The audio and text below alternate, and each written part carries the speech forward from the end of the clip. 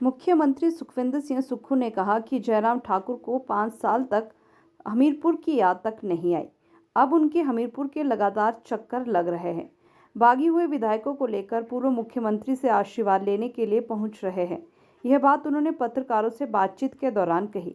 मंगलवार को block Congress committee की महत्वपूर्ण बैठक का आयोजन किया गया। इसकी अध्यक्षता मुख्यमंत्री सुखविंदर सिंह सुक्खू ने की। इस दौरान उन्होंने लोकसभा तथा विधानसभा चुनाव को लेकर फीडबैक ली। मुख्यमंत्री ने कहा कि लोकसभा चुनाव में जिताऊ प्रत्याशियों को मैदान में उतारा जाएगा।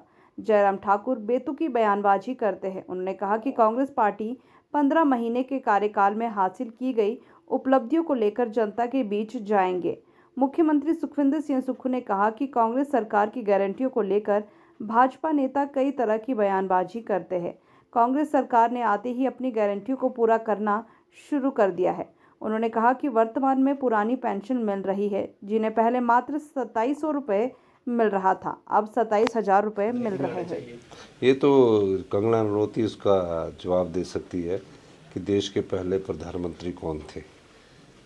तो मेरा ये मानना है। और मैं जयराम जी के बारे में कहना चाहता हूँ कि जयराम ठाकुर जी हमीरपुर आए जब मुख्यमंत्री बने थे।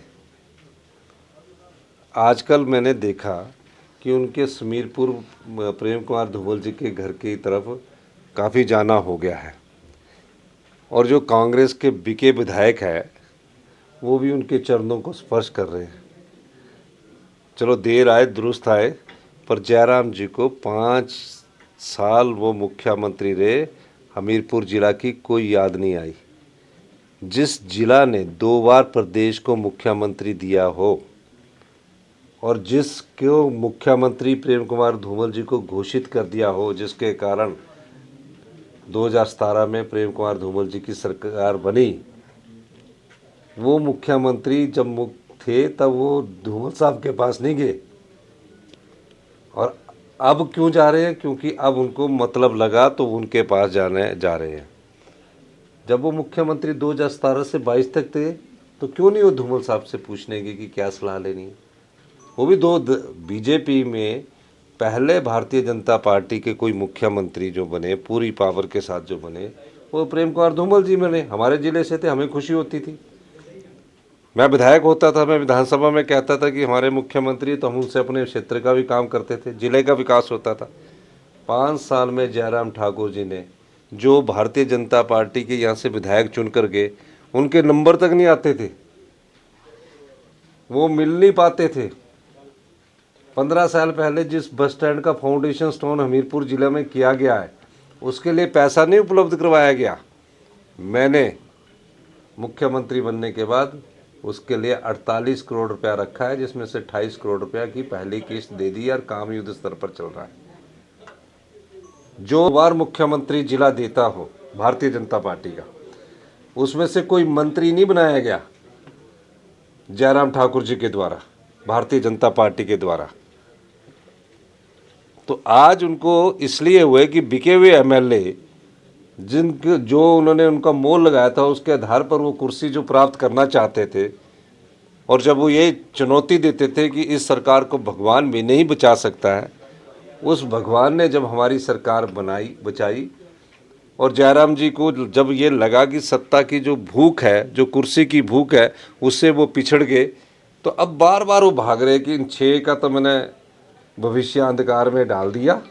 अब चुनावों के वक्त अगर राजेंद्र राणा जो है, वो क्या नाम, बिका हुआ हमारे जो विधायक है, जो सुजानपुर से है, वो अब उनको याद आ रही है, और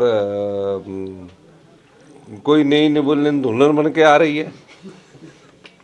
तो ये सब जो है ना, ये जो जयराम जी नौटंकी कर रहे हैं, ये जयराम जी नौटंकी इसलिए कर रहे हैं कि वो चाहते हैं कि उनकी नाक बच जाए। पर हिमाचल की जनता जानती है, जो सरकार जनता के वोट पर चुनकर आई, उस सरकार को नोट के दम पर गिराने की कोशिश जो जयराम ठाकुर जी ने की है, जो लोकतंत्र की हत्या की है। हिमाचल का जनमानस जागरूक है। हर 5 साल के बाद सरकार को बदलता है, और 5 साल के लिए उस सरकार को बनाता भी है। अब हिमाचल की जनता 1 जून को तय करेगी कि क्या उनको पैसे के दम वाली विधायक चाहिए जो बिकते हैं। आज हिमाचल प्रदेश में हम ये कह सकते हैं, हिमाचल की सरकार ने 15 महीने अच्छा काम किया और दिन में ही सपने देख रहे हैं। मैथमेटिक्स में कमज़ोर होंगे तब दिन में ही सपने देख रहे हैं कि हम 4 जून को सरकार बनाएंगे। हम तो अपने विधायक भी लोकसभा के चुनावों में लड़ाने की तैयारी कर रहे हैं।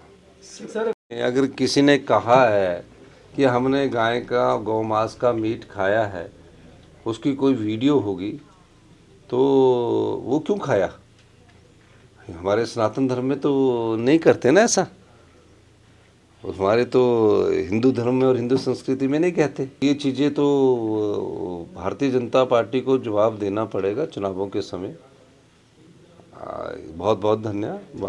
ऐसा ना जयराम जी को बयानबाजी करनी है, वो हमारी पार्टी का आंतरिक मामला है। परेशान हो जाते हैं। हम सभी जगह चारों लोकसभा में जिताऊ प्रत्याशी देंगे। उनको पता है कि हमारे प्रत्याशी मैदान में आने वाले हैं। अब इस दृष्टि से वो इस प्रकार के बयान देते हैं। और फिक्र हमेशा मेरे साथ रहता है। भूषण ज्वेलर्स, अनमोल।